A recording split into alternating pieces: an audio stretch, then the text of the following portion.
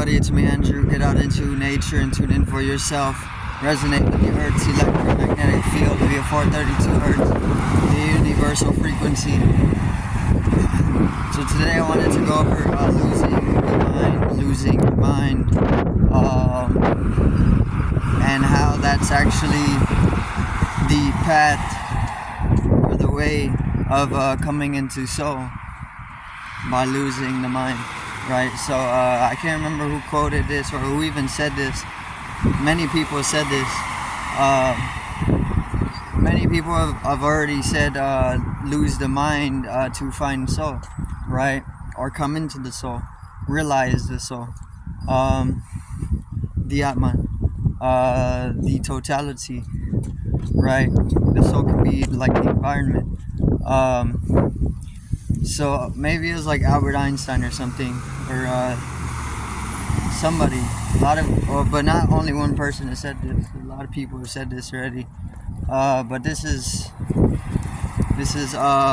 integral way of being able to come into that state of realization. Throw yourself into the forest, right, and lose the mind.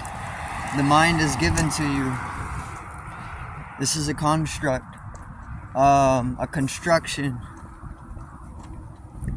right? The mind is like a set of entities. I think is what Terence McKenna said. It was a construct, right? But the mind doesn't exist.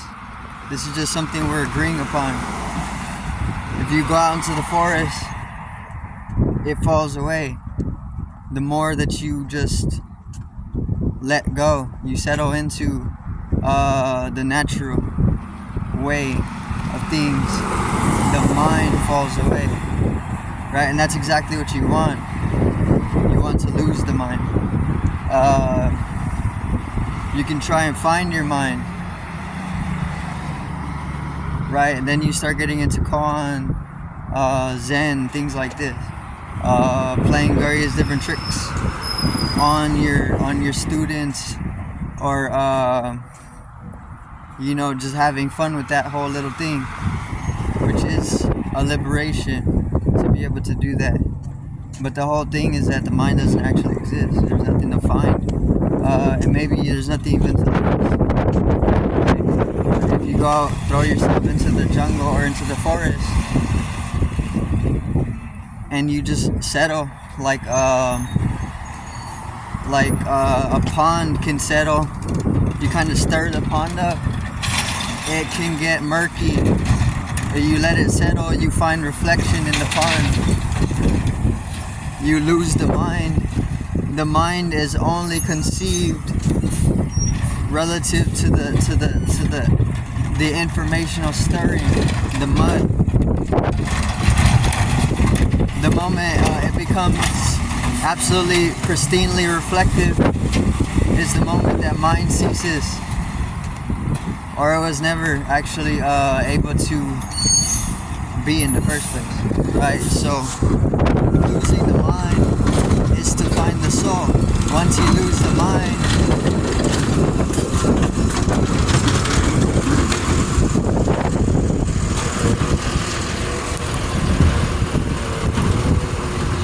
you lose the mind, you're in that reflective state, which is pristine clarity.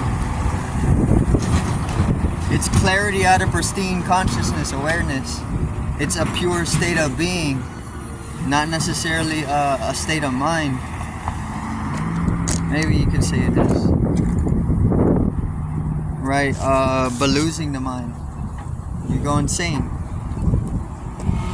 Or you find madness in the attempt to lose the mind, because there's nothing to actually forget or lose, right? So it becomes a maddening process, because you're working with objectives.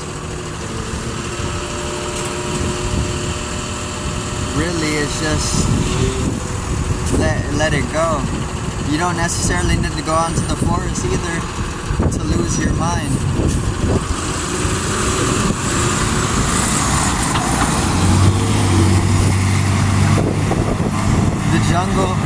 just makes the whole process that much easier. It's a healing process because the mind, informational stir, it's our informational recycling, right? And there's a lot of sickness to it, especially it's like overuse of intellect. Nobody really tells you that's a sickness, but it is. It could be a malformation because it can even lead to such a mutation, which is oblong to a more pristine form, a healthier, more balanced form that we can actually integrate in our process or development, our evolutionary development. So the mind, there's a lot of sickness that comes with it, right? But you can just drop all that, or you can lose your mind, which is very, very important, because it's actually a way of balancing or centering yourself even deeper into pure being. There's definite viral sequences or viruses. There's a whole virality that is just dedicated to the overstimulation of mind, dissonant mental field, not really being able to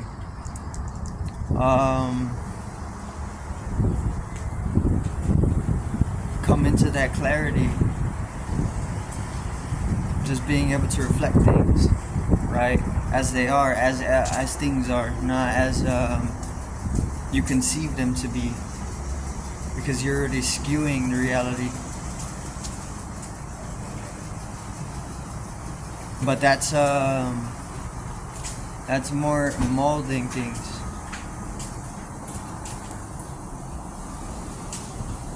It's coming to the pristine. You just have to let go of that, or be in it. It's a beautiful state of being.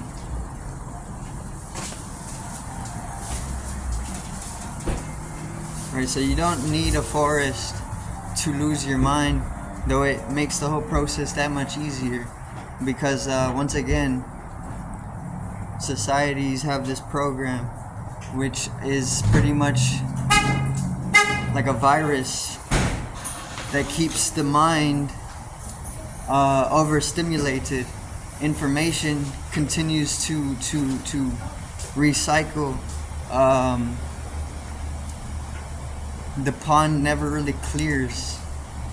You see, you can even be going to sleep at night, and this is a perfect example of that whole little virus program thing.